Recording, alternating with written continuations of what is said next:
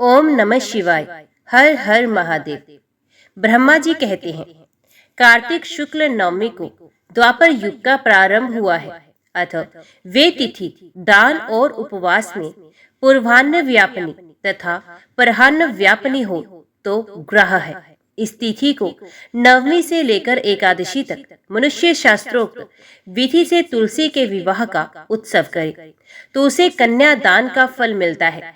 पूर्व काल में कनक की पुत्री किशोरी ने एकादशी तिथि में संध्या के समय तुलसी के विवाह विधि संपन्न की थी। इससे वे किशोरी वैधव्य दोष से मुक्त हो गई। अब मैं उसकी विधि बताता हूँ। 1 तोला स्वर्ण की भगवान विष्णु की सुंदर प्रतिमा तैयार कराए अथवा अपनी शक्ति के अनुसार आधे या चौथाई तोले की ही प्रतिमा बना ले। फिर तुलसी और भगवान विष्णु की प्रतिमा में प्राण प्रतिष्ठा करके स्तुति आदि के द्वारा भगवान को उठाएं। पुण्य पुरुष सुकृत के मंत्रों द्वारा षोडशोपचार से पूजा करें। पहले देश काल का स्मरण करके गणेश पूजन करें। फिर पुण्यान्य वाचन कराकर नांदी श्राद्ध करे। तत्पश्चात वेद मंत्रों के उच्चारण और बाजे आदि की ध्वनि के साथ भगवान विष्णु की प्रतिमा को तुलसी जी के निकट लाकर रख दे। प्रतिमा को वस्त्रों से आच्छादित किए रहे। उस समय भगवान का इस प्रकार आवाहन करे, भगवान केशव आइए। हे देव, मैं आपकी पूजा करूंगा, आपकी सेवा में तुलसी को समर्पित करूंगा।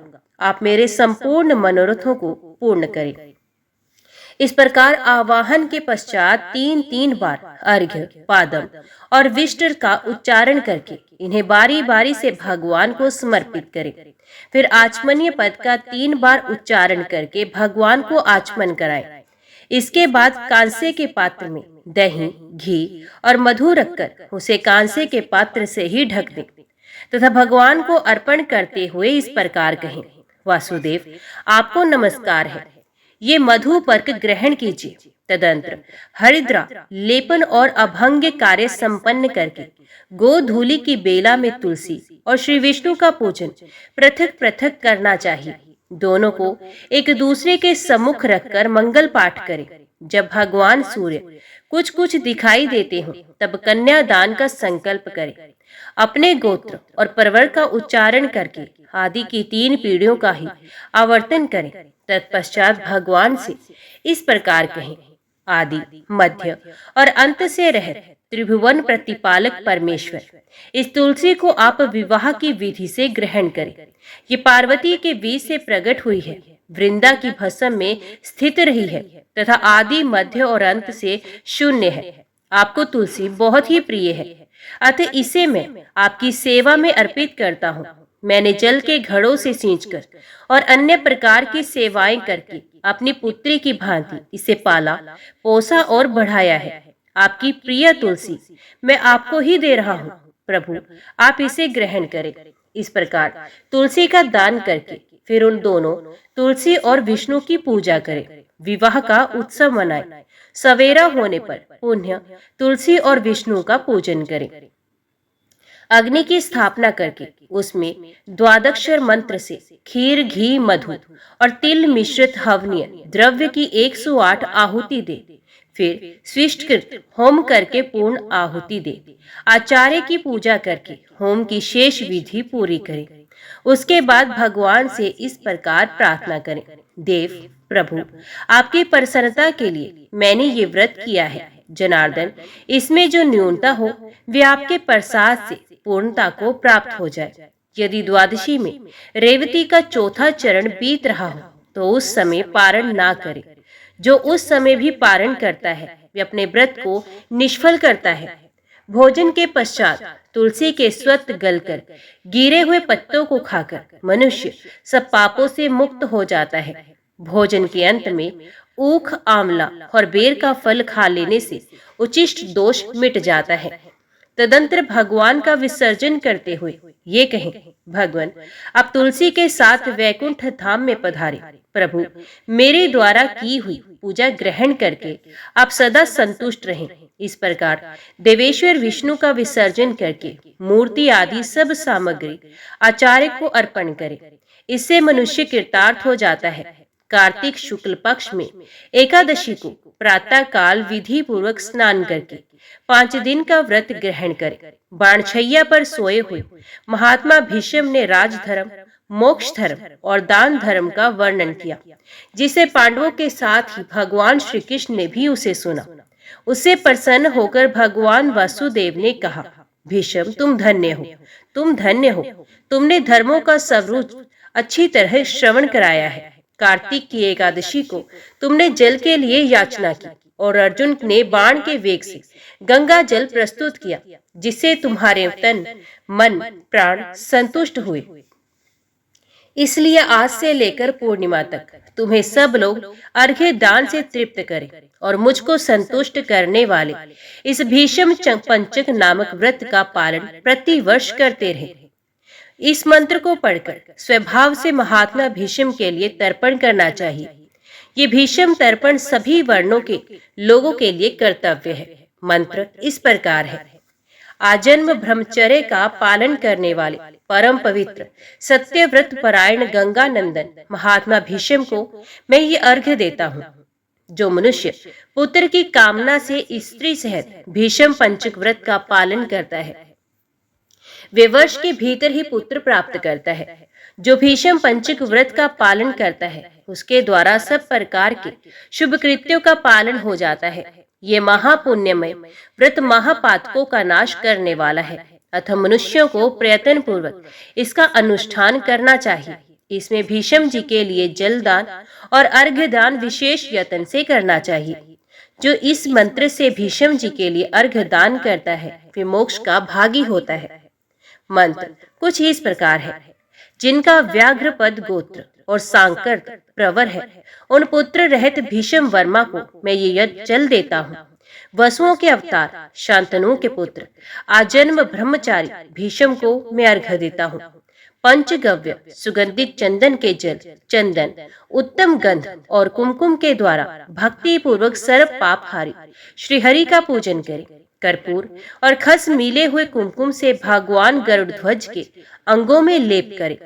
सुंदर पुष्प एवं गंध, धूप आदि के द्वारा भगवान की अर्चना करें। 5 दिनों तक भगवान के समीप दिन रात दीपक जलाता रहे। देवादिदेव भगवान के लिए उत्तम से उत्तम नैवेद्य निवेदन करें। इस प्रकार भगवान की पूजा अर्चना, ध्यान और नमस्कार के पश्चात ओम नमो वासुदेवाय इस मंत्र का 108 बार जप करें।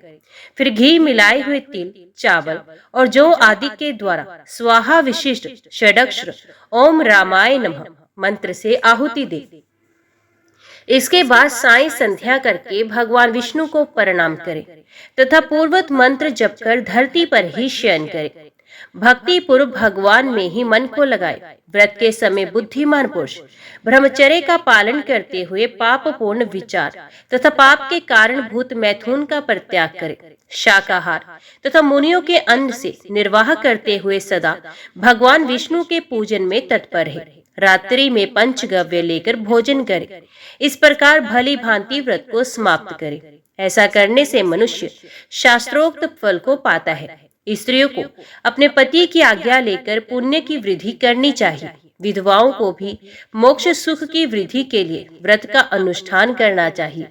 पहले अयोध्यापुरी में कोई अतिथि नाम के राजा हो गए हैं। उन्होंने वशिष्ठ जी के वचन से इस परम दुर्लभ व्रत का अनुष्ठान किया था, जिससे इस लोक में संपूर्ण भोग का उपभोग करके अंत में वे भगवान विष्णु के परम धाम में गए। इस प्रकार नियम उपवास और पंचगव्य से तथा दूध, फल, मूल एवं भविष्य के आहार से निर्वाह करते हुए भीष्म पंचक व्रत का पालन करें।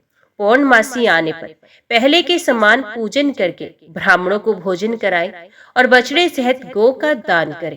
एकादशी से लेकर पूर्णिमा तक 5 दिनों का भीष्म पंचक व्रत समस्त भूमंडल में प्रसिद्ध है। अन्न भोजन करने वाले पुरुष के लिए ये व्रत नहीं कहा गया, इसमें अन्न का निषेध है। इस व्रत का पालन करने पर भगवान विष्णु शुभ फल प्रदान करते हैं। ब्रह्मा जी कहते हैं, जो पुरुष कार्तिक मास में प्रतिदिन पुरुष सूक्त के मंत्रों द्वारा अथवा 5 रात्र आगम में बताई हुई विधि के अनुसार भगवान विष्णु का पूजन करता है, वे मोक्ष का भागी होता है। जो कार्तिक में ओम नमो नारायणाय इस मंत्र से श्री हरि की आराधना करता है, वे नरक के दुखों से मुक्त हो रोग शोक से रहित वैकुंठ धाम को प्राप्त होता है। कार्तिक मास में जो मनुष्य विष्णु सहस्त्र नाम तथा गजेंद्र मोक्ष का पाठ करता है, उसका फिर संसार में जन्म नहीं होता।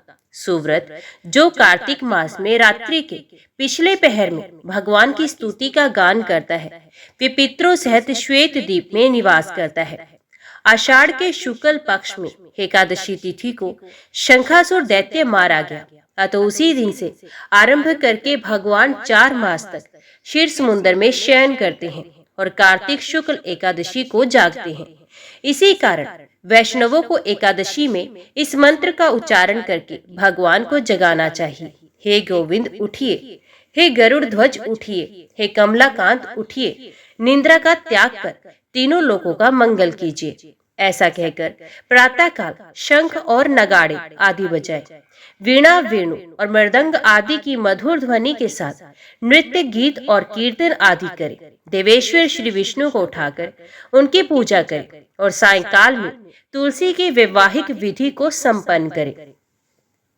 एकादशी सदा ही पवित्र है। विशेषतः कार्तिक की एकादशी परम पुण्यमयी मानी गई है।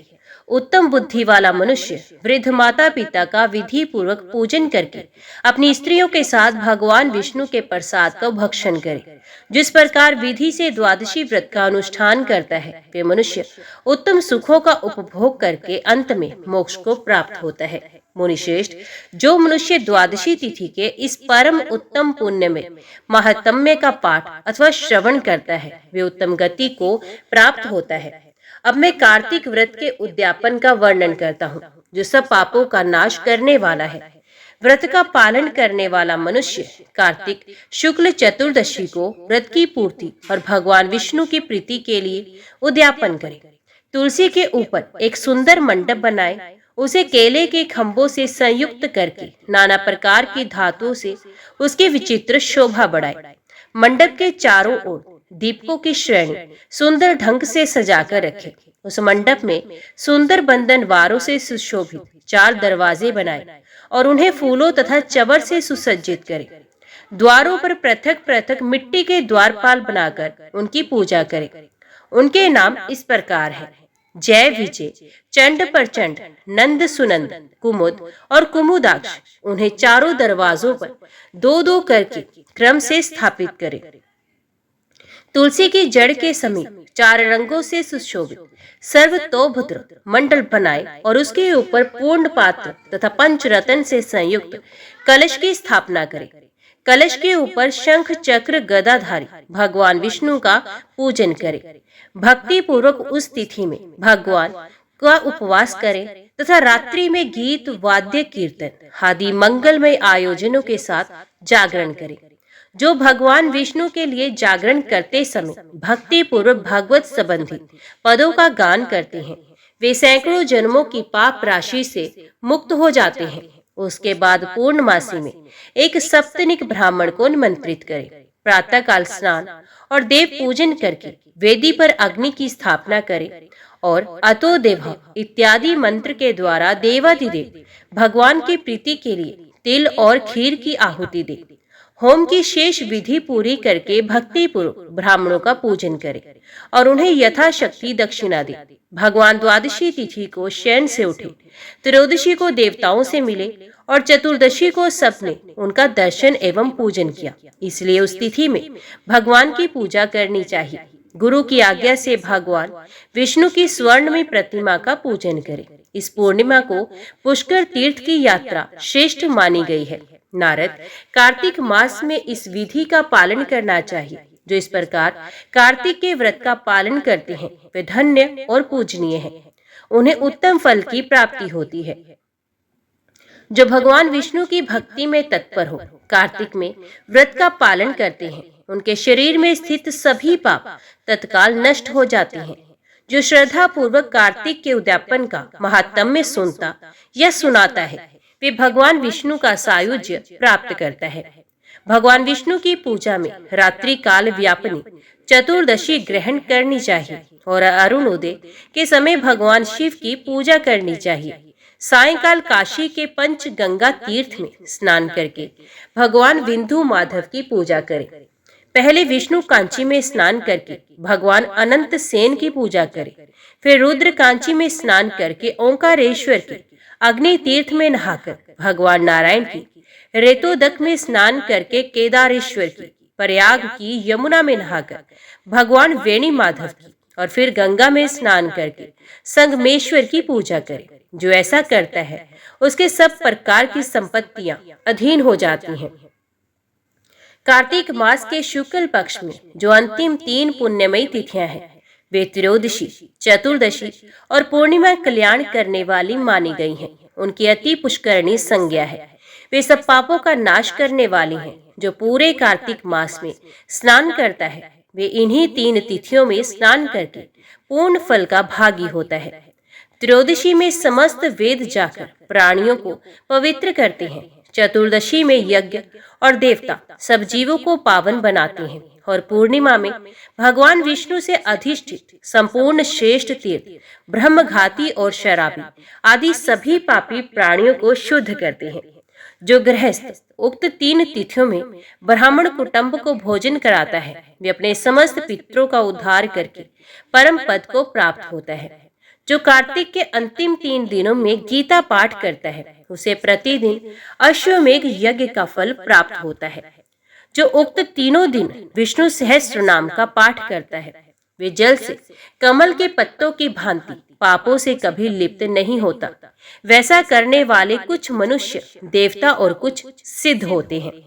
कार्तिक मास की अंतिम 3 तिथियों में सब पुण्यों का उदय होता है। उनमें भी पूर्णिमा का महत्व विशेष है।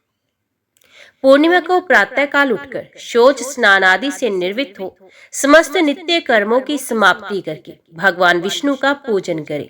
बगीचे में अथवा घर पर भगवत भक्त पुरुष कार्तिक पूर्णिमा के दिन मंडप बनाए, उसे केले के खंभों से सुशोभित करे, उसमें आम के पल्लवों की बंधनवार लगाए और ऊख के डंडे खड़े करके उस मंडप को सजाएं। विचित्र वस्त्रों से मंडप को अलंकृत करके उसमें भगवान विष्णु की पूजा करें। पवित्र, चतुर, शांत, ईर्ष्या रहित, साधु, दयालु, उत्तम वक्ता और श्रेष्ठ बुद्धि वाला पुराणज्ञ विद्वान वहां बैठकर पवित्र कथा कहे। पौराणिक विद्वान जब आसन पर बैठ जाए, तब से लेकर उस प्रसंग की समाप्ति होने तक किसी को नमस्कार ना करे। जहाँ दुष्ट मनुष्य भरे हुए हों, जो शूद्र और हिंसक प्राणियों से घिरा हुआ हो, अथवा जहाँ जुए का अड्डा हो, ऐसे स्थान में बुद्धिमान पुरुष पुण्य कथा ना कहे। जो शुद्ध और भक्ति से संयुक्त अन्य कार्यों की अभिलाषा ना रखने वाला, मौन, पवित्र एवं चतुर हो, वे ही श्रोता पुण्य के भागी होते हैं। जो मनुष्य बिना भक्ति के तथा अधम भाव लेकर पवित्र कथा को सुनते हैं, उनको पुण्य फल नहीं मिलता। मास के अंत में गंधमाल्य वस्त्र, आभूषण तथा धन के द्वारा भक्ति पूर्वक पौराणिक विद्वान का पूजन करें। जो मनुष्य कल्याण में पुराण कथा को सुनाते हैं, वे 100 कोटि कल्पों से अधिक काल तक ब्रह्मलोक में निवास करते हैं। जो पौराणिक विद्वान के बैठने के लिए कंबल, मृगचर्म, वस्त्र, चौकी अथवा पलंग देते हैं, जो पहनने के लिए कपड़े देते हैं, वे ब्रह्मलोक में निवास करते हैं। ये कार्तिक महात्म्य सब रोगों और संपूर्ण पापों का नाश करने वाला है। जो मनुष्य इस महात्म्य को भक्ति पूर्वक पढ़ता और जो सुनकर धारण करता है, वे सब पापों से मुक्त हो भगवान विष्णु के लोक में जाता है। जिसकी बुद्धि खोटी हो तथा जो श्रद्धा से हीन हो, ऐसे किसी भी मनुष्य को ये महात्म्य नहीं सुनाना चाहिए। सूत जी कहते हैं, ब्रह्मा जी के मुख से इस प्रकार कार्तिक महात्म्य की कथा सुनकर नारद जी प्रेम में मगन हो गए। उन्होंने ब्रह्मा जी को बारंबार प्रणाम किया और स्वेच्छा अनुसार वहां से चले गए। सूत जी कहते हैं, जो संपूर्ण जगत को आनंद प्रदान करने वाले तथा भोग और मोक्ष देने वाले हैं, उन लक्ष्मीपति भक्त वत्सल देवकी नंदन श्री कृष्ण को मैं प्रणाम करता हूँ। श्वेत दीप में देवादिदेव भगवान रमाकांत सुख से विराजमान थे। उस समय ब्रह्मा जी ने उन्हें नमस्कार करके पूछा, ऋषिकेश, आप संपूर्ण जगत को धारण करने वाले हैं। आपके नामों का श्रवण और कीर्तन परम पवित्र है। आपने पहले ये कहा है के महीनों में मैं मार्गशीर्ष हूँ, अतः उस महीने का महात्म्य क्या है ये मैं यथार्थ रूप से जानना चाहता हूँ। श्री भगवान बोले, ब्राह्मण, जो कोई पुण्य व्रत करने वाले मेरे भक्त हैं, उन्हें मार्गशीर्ष मास का व्रत अवश्य ही करना चाहिए। मार्गशीर्ष मास मुझे सदैव प्रिय है। जो मनुष्य प्रातःकाल उठकर मार्गशीर्ष में विधि पूर्वक स्नान करता है, उस पर संतुष्ट होकर मैं अपने आप को भी उसे समर्पित कर देता हूँ। इस विषय में इस इतिहास का उदाहरण दिया करते हैं। इस पृथ्वी पर महात्मा नंद गोप सर्वत्र विख्यात है। उनके रमणीय गोकुल में सहस्रों गोप कन्याएं थी। उन सबका चित्त मेरे स्वरूप में लग गया। तब मैंने उन्हें मार्गशीर्ष में स्नान करने की सलाह दी। उन्होंने उस समय प्रतिदिन प्रातःकाल विधि पूर्वक स्नान और पूजन किया, हविष्यान्न भोजन किया और अपने इष्ट देव को नमस्कार किया। इस प्रकार विधि पूर्वक मार्गशीर्ष व्रत का पालन करने से मैं उन पर बहुत प्रसन्न हुआ और वरदान के रूप में मैंने अपने आप को ही उनको अर्पित कर दिया। अतः सब लोगों को मार्गशीर्ष व्रत की विधि का पालन करना चाहिए। रात्रि के अंत में शयन से उठकर विधि पूर्वक आचमन करके अपने गुरु को नमस्कार करे तथा आलस्य छोड़कर मेरा चिंतन करे। भक्ति पूर्वक सहस्रों नामों का पाठ एवं कीर्तन करे। फिर मौन होकर गांव के बाहर जाए और विधि पूर्वक मल मूत्र का त्याग करके हाथ मुंह धोए। यथोचित रीति से कुल्ला करे तथा शुद्ध होकर दंत धावन पूर्वक स्नान करे। स्नान की विधि इस प्रकार है। तुलसी की जड़ की मिट्टी को उसके पत्र के साथ लेकर मूल मंत्र ओम नमो नारायणाय अथवा गायत्री मंत्र के द्वारा अभिमंत्रित करें। मंत्र से ही उस मृत्तिका को अपने अंगों में लगाएं और जल में प्रवेश करके अघम शरण स्नान करें। विद्वान पुरुष उक्त अष्टाक्षर मंत्र से ही तीर्थ की कल्पना करें। ओम नमो नारायणाय इस मंत्र को ही मूल मंत्र कहा गया है। स्नान करते समय मंत्र से गंगा जी की प्रार्थना करें। हे गंगे, तुम भगवान विष्णु के चरणों से प्रकट हुई हो, इसलिए वैष्णवी हो। श्री विष्णु ही तुम्हारे देवता हैं। तुम जन्म से लेकर मृत्यु पर्यंत सभी पापों से मेरी रक्षा करो। इस प्रकार 7 बार जप करके हाथ जोड़कर तीर्थ जल को प्रणाम करें और 3, 4, 5 या 7 बार जल में गोता लगाएं। तत्पश्चात पूर्वत मिट्टी को भी अभिमंत्रित करके उसका शरीर में लेप करें तथा नहाए। मृत्तिका को अभिमंत्रित करने का मंत्र इस प्रकार है। हे वसुंधरे, तुम्हारे ऊपर अश्व और रथ चलते हैं। भगवान विष्णु ने तुम्हें अपने पगों से नाप लिया था। मृत्तिके, मैंने जो दुष्कर्म किया है उस मेरे सारे पाप को तुम हर लो। उत्तम व्रत का पालन करने वाली देवी जैसे अरणी से अग्नि प्रकट होती है, उसी प्रकार तुम समस्त प्राणियों की उत्पत्ति का अधिष्ठान हो। तुम्हें सैकड़ों भुजाओं वाले वराह व्रतधारी भगवान विष्णु ने एक कार्णव के जल से ऊपर निकाला है। तुम्हें नमस्कार है। इस प्रकार स्नान करके विधि पूर्वक आचमन करें और जलाशय के किनारे आकर 2 शुद्ध वस्त्र धारण करें। तत्पश्चात पुण्य आचमन करके देवताओं, पितरों तथा ऋषियों का तर्पण करने के लिए बाद खोले हुए वस्त्रों को निचोड़े। तदंतर पुण्य आचमन करके धोत वस्त्र से अपने को आच्छादित कर तीर्थ की विमल मृत्तिका हाथ में लें और उक्त मंत्र से ही अभिमंत्रित करके उसके द्वारा वैष्णव पुरुष ललाट आदि अंगों में ऊर्ध्व पुंड्र धारण करें। ललाट में तिलक लगाते समय केशवाय नमः कहकर भगवान केशव का चिंतन करें। इसी प्रकार उदर में नारायण, वक्षस्थल में माधव, कंठकूप में गोविंद, दाहिनी कुक्षी में विष्णु, दाहिनी भुजा में मधुसूदन, कानों के मूल भाग में त्रिविक्रम, वाम पार्श्व में वामन, बाईं भुजा में श्रीधर, पीठ में पद्मनाभ, गर्दन के पीछे दामोदर और मस्तक में भगवान वासुदेव का न्यास एवं चिंतन करें। इस प्रकार भगवान विष्णु के सालोक्य की सिद्धि के लिए नित्य उधर पुंड्र धारण करना चाहिए। जो द्वारका की मृत्तिका को हाथ में लेकर उससे प्रतिदिन अपने ललाट में उधर पुंड्र करता है, उसके द्वारा किए जाने वाले सत्कर्मों का फल कोटि गुना हो जाता है। ललाट में गोपी चंदन का तिलक करने से मनुष्य अपने कर्मों का अक्षय फल पाता है। जो ब्राह्मण गोपी चंदन का सुंदर उधर पुंड्र प्रतिदिन अपने ललाट में धारण करता है, वे मेरे धाम में स्थित होता है और मैं लक्ष्मी जी के साथ उस घर में सदैव निवास करता हूँ। मृत्यु काल में जिसकी भुजाओं में ललाट में, हृदय में और मस्तक में गोपी चंदन लगा होता है, वे मुझ लक्ष्मीपति के लोक में जाता है। जिसके ललाट में गोपी चंदन विद्यमान है, उसको मेरे प्रभाव से ग्रह, राक्षस, यक्ष, पिशाच, नाग और भूत आदि पीड़ा नहीं देते हैं। चतुरानन, मेरा प्रिय करने के लिए तथा अपने कल्याण और रक्षा के लिए मेरा भक्त प्रतिदिन सायंकाल और प्रातःकाल मेरी पूजा और होम में एकाग्रचित हो उधर पुंड्र धारण करे। उधर पुंड्र संसार बंधन का नाश करने वाला है, जो तुलसी काष्ठ की माला मुझे भक्ति पूर्वक निवेदन करके फिर प्रसाद रूप से उसको स्वयं धारण करता है, उसके पातकों का नाश हो जाता है और उसके ऊपर मैं सदैव प्रसन्न रहता हूँ।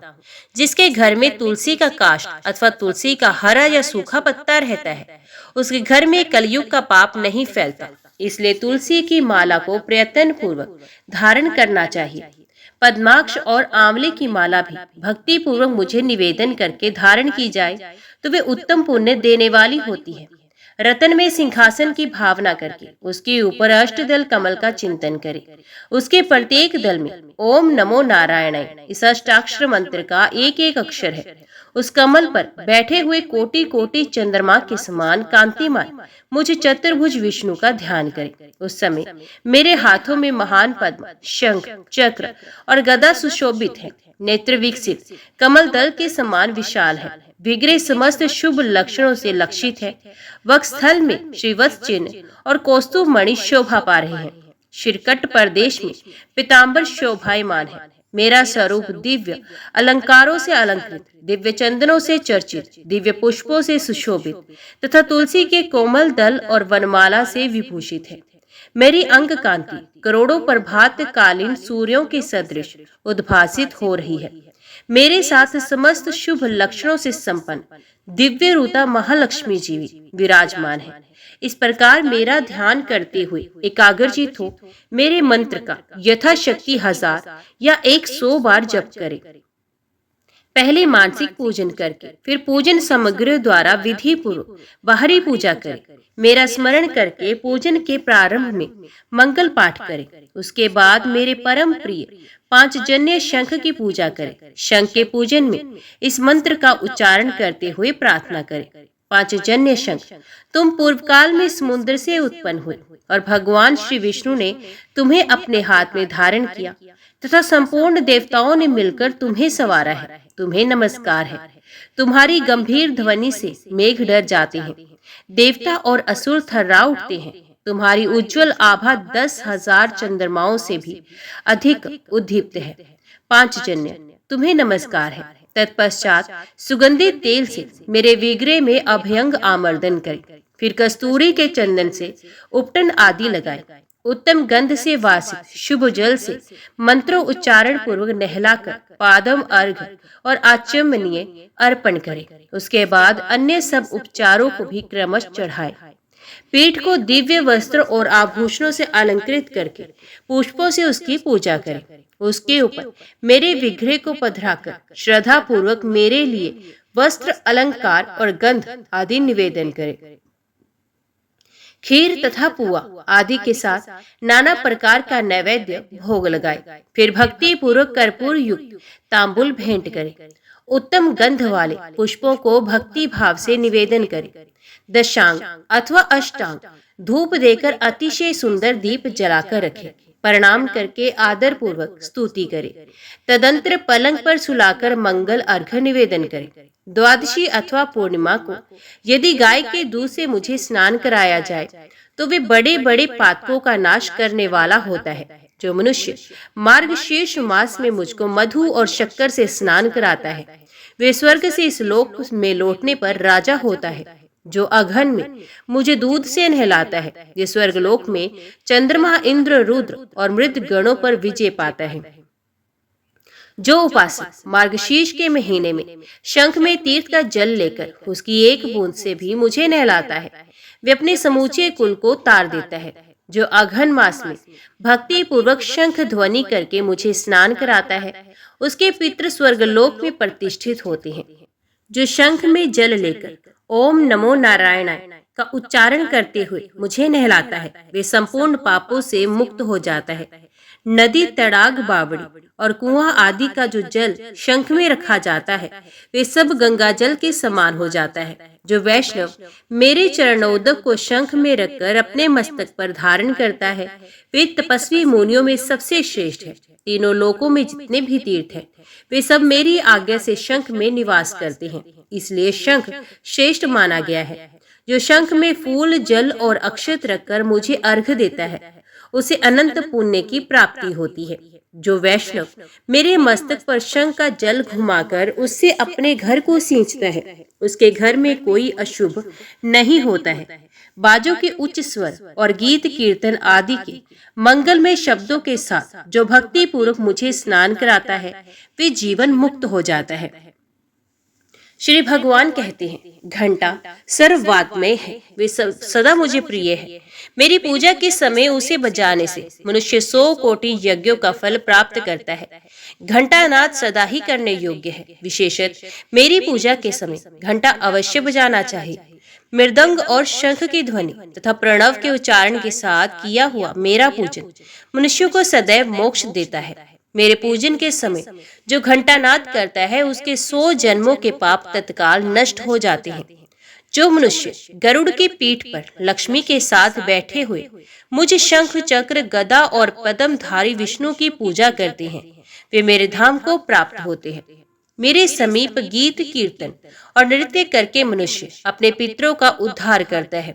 जो गरुड़ चिन्ह से युक्त घंटा हाथ में लेकर धूप, आरती, स्नान, पूजा और विलेपन के समय मेरे आगे प्रतिदिन बजाता है वे प्रत्येक उपचार में बजाने के बदले 100 चंद्रयान से प्राप्त होने वाले फल को पा लेता है। जो तुलसी काष्ठ का घिसा हुआ चंदन मुझे अर्पण करता है उसके 100 जन्मों के समस्त पातकों को मैं भस्म करता हूँ। जो कलयुग के मार्गशीर्ष मास में मुझे तुलसी काष्ठ का चंदन देते हैं वे निश्चय ही कृतार्थ हो जाते हैं। जो शंख में चंदन रखकर मार्गशीर्ष मास में मेरे अंगों में लगाता है उसके ऊपर मैं विशेष प्रेम करता हूँ। जो अघन में तुलसी दल और आंवले से भक्ति पूर्वक मेरी सेवा करता है वे मनोवांछित फल को पाता है। बेला, चमेली, जूही, माधवी लता, कनेर, वैजंती, विजया, चमेली के गुच्छे, कर्णिकार, कुरैया, चंपक, चातक, कुंद, करचूर, मल्लिका, अशोक, तिलक तथा अपर युथिका इत्यादि फूल मेरी पूजा के लिए उत्तम माने गए हैं। केतकी का पत्ता और पुष्प, भृंगराज तुलसी का पत्ता और फूल ये सब मुझे शीघ्र प्रसन्न करने वाले हैं। लाल, नील और सफेद कमल मार्गशीर्ष मास में मुझे अत्यंत प्रिय हैं। मेरी पूजा के लिए वे ही फूल उत्तम माने गए हैं जो सुंदर रंग वाले होने के साथ ही सरस और सुगंधित हो। बिल पत्र, शमी पत्र, भृंगराज पत्र और आमलकी पत्र ये मेरे पूजन के लिए शुभ है। वन अथवा पर्वत में उत्पन्न होने वाले फूल और पत्र यदि तुरंत के तोड़े हुए, छिद्र रहित और कीट वर्जित हो तो उन्हें जल से धोकर उनके द्वारा मेरी पूजा करनी चाहिए। बगीचे में खिलने वाले फूलों से भी मेरी पूजा की जा सकती है। जिन वृक्षों के फूल मेरी पूजा के लिए उत्तम माने गए हैं उनके पत्ते भी उत्तम हैं। फूलों और पत्तों के अभाव में उनके फल भी चढ़ाए जा सकते हैं। इन पत्तों, फलों और फूलों से जो अघन में मेरी पूजा करता है उस पर प्रसन्न होकर मैं अपनी भक्ति देता हूँ। जो मनुष्य तुलसी की मंजरियों से मेरी पूजा करता है वे मोक्ष का भागी होता है। जो तुलसी का पौधा लगाकर उसके पत्तों से मेरी पूजा करता है वे मेरे निवास स्थान श्वेत द्वीप में आनंद का अनुभव करता है। जो तुलसी दल से प्रतिदिन मुझ लक्ष्मीपति की पूजा करता है उसके महापातक भी नष्ट हो जाते हैं। फिर उपपातकों की तो बात ही क्या। बासी फूल, बासी जल पूजा के लिए वर्जित है, परंतु तुलसी दल और गंगा जल बासी होने पर भी वर्जित नहीं है। बिल पत्र, शमी पत्र, चमेली पत्र और कमल तथा कौस्तुभ मणि से भी तुलसी दल मुझे अधिक प्रिय है। जिसके पत्ते कटे न हो और जो मंजरी के साथ हो ऐसी तुलसी मुझे लक्ष्मी के समान प्रिय है। जैसे कृष्ण और शुक्र दोनों पक्षों की एकादशी मुझे प्रिय है उसी प्रकार गौर और कृष्ण दोनों प्रकार की तुलसी मुझे प्रिय है। कौस्तुभ आदि असंख्य रत्न तभी तक गरजते हैं जब तक कि श्यामा तुलसी की श्याम मंजरी नहीं मिलती है। जो मेरी पूजा के लिए मांगने वालों को तुलसी दल देते हैं तथा अन्य भक्तों को भी तुलसी दल अर्पण करते हैं, वे मेरे अविनाशी धाम को जाते हैं। जो काले अगुरु के बने हुए धूप से मेरे मंदिर को सुवासित करते हैं, वे वैश्रम नरक समुद्र से मुक्त हो जाता है। गूगल में भैंस का घी और शक्कर मिलाकर जो मुझे धूप देता है, उसकी अभिलाषा को मैं पूर्ण करता हूँ। अगुरु का धूप देह और गेह दोनों को पवित्र करता है। राल का बना हुआ धूप यक्षों का, राक्षसों का नाश करता है। चमेली का फूल, इलायची, गुग्गल, हर्रे, कूट, राल, गुड़, छड़छड़ीला और वज्रनखी नामक गंध द्रव्य, इनके साथ धूप का संयोग होने से इन सबको दशांग धूप कहते हैं। यदि मेरे अत्यंत प्रिय मार्गशीर्ष मास में कोई मनुष्य दशांग धूप देता है, तो मैं उसे अत्यंत दुर्लभ मनोरथ, बल, पुष्टि, स्त्री, पुत्र और भक्ति देता हूँ। अनेक बत्तियों से युक्त और घी से भरे हुए दीप को जलाकर जो मनुष्य मेरी आरती उतारता है, वे कोटि कल्पों तक स्वर्गलोक में निवास करता है। जो अगहन के महीने में मेरे आगे होती हुई आरती का दर्शन करता है, वे अंत में परम पद को प्राप्त होता है। जो मेरे आगे भक्ति पूर्वक कपूर की आरती करता है, वे मुझे अनंत में प्रवेश कर जाता है।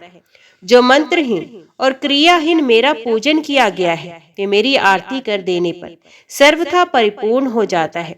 जो मार्गशीर्ष मास में कपूर से दीपक जलाकर मुझे अर्पण करता है, वे अश्वमेघ यज्ञ का फल पाता और अपने कुल का उद्धार करता है। श्री भगवान कहते हैं, तदंतर नैवेद्य का भोग लग जाने पर कर्पूर वासित जल से मुझे आचमन कराएं, पान दें और हाथ धोने के लिए चंदन अर्पित करें। फिर पुष्पांजलि देकर भक्ति पूर्वक कपूर से आरती करें। मुकुट और आभूषण आदि समर्पित करके छत्र चमर भेंट करें तथा श्याम सुंदर विग्रह वाले भगवान विष्णु मेरे प्रति कृपा पूर्वक प्रसन्न मुख है, ऐसा ध्यान करते हुए अष्टाक्षर मंत्र का 108 बार जप और स्तोत्रों द्वारा भगवान का स्तवन करें।